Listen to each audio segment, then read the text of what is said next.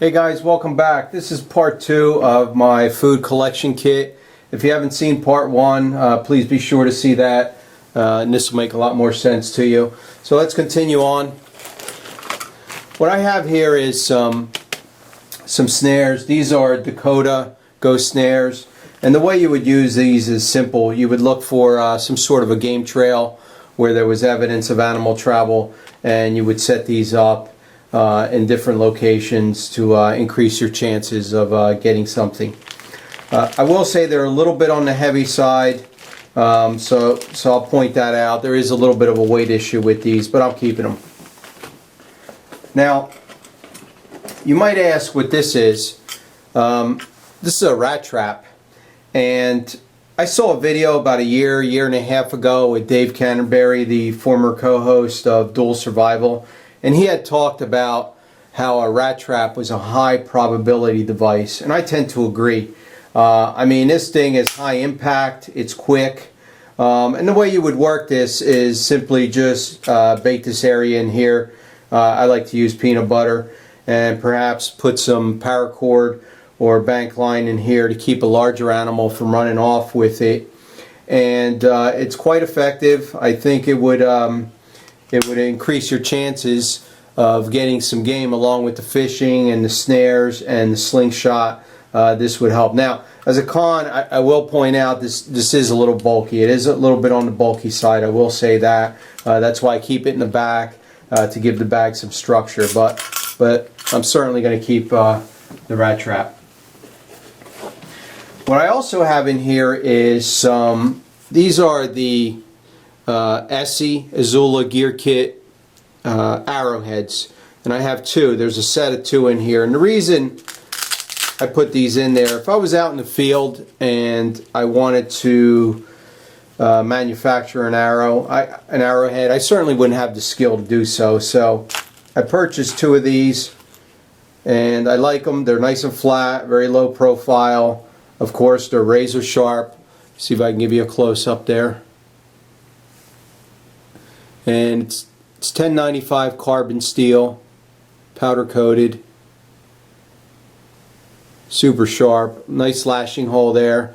And the way you would make an arrow is simply you'd get a stick, notch it, you would drop that in there, notch it, or excuse me, use the little lashing hole there with some bank line. This is bank line, by the way. And that's my preferred method of tying something. It just holds a knot like no one's business. Of course, you can use paracord. That works as well. By the way, this is some new stuff I'm experimenting with, this paracord here. And as if you notice, this is 8 strands. So it's next generation. A little bit on the high end, but it's real nice. But getting back to the arrowheads, these are put out by ESEE. I have 2 of them. That's what comes with the kit.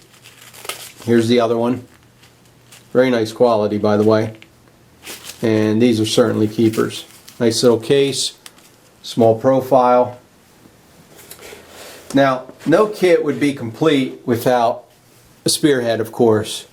And I have to say, this thing is the bomb. It's the highest quality spearhead I've seen. It has good mass. It has good weight. It's razor sharp, of course. 01 tool steel. It's made by Blind Horse Knives. See if I can give you a shot of the logo there. And there's the logo to the Pathfinder school. Dovetail, multiple lashing holes. The way you would make a spear is you would get a stick, something taller than you, of course. Notch it. You drop it in there and use your paracord or your bank line to notch it, or excuse me, to tie it in there and secure it. And you could use it to perhaps finish off a wounded animal, to defend yourself from an animal attack. It is you could throw it, but it's not intended for that. It's primarily intended as a thrusting instrument. But as you can see, this thing is unbelievable. I mean, it's just one beautiful spearhead. It does come in this nice sheath.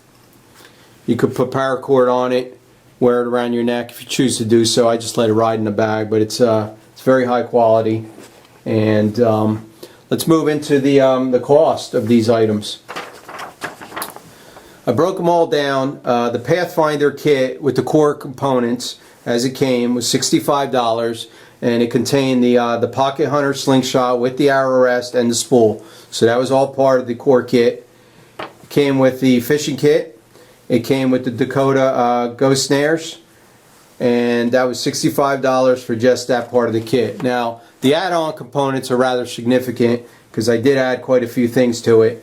The Pathfinder Bushmaster spear point is $60, so it's not inexpensive, but it is very high quality one tool steel. 2 ESEE Izula Arrowheads were $48.25. 3 carbon breakdown arrows were $62, not cheap either. They were rather expensive. 1 pack of 3/8 steel shot for $5.25. The 3-prong frog gig was $2.50. And the rat trap I picked up at Home Depot for $2 for a total of $180. I added the $180 to the $65. That gave me a grand total of $245. So this is what the kit costs as it stands. Now, keep in mind, I am going to be bumping up to a better bag, and that's going to add probably another $25 or $30 to the overall cost. Now, currently, I have the breakdown arrow riding in this store rig tube, and I don't really care for it. I think it's kind of hokey, but it's in there for now. If anyone can recommend a good tubular container or sheath to hold one 12-inch breakdown arrow, please post it below. I'd certainly appreciate that. So let's recap and do a quick summary here. This kit here will allow me to fish, it will allow me to hunt, it will allow me to trap. It will also offer a measured degree of security or protection. I do plan to add 1 broadhead to the kit, and I may also put some sort of a treatment on it, perhaps a waterproofing treatment on the bag itself, and it's something that I can add to my emergency bag as an add-on compartment, or something I can keep in my vehicle should I find myself in a long-term situation. But in short, this concludes my presentation. I hope you enjoyed it, and thanks for watching.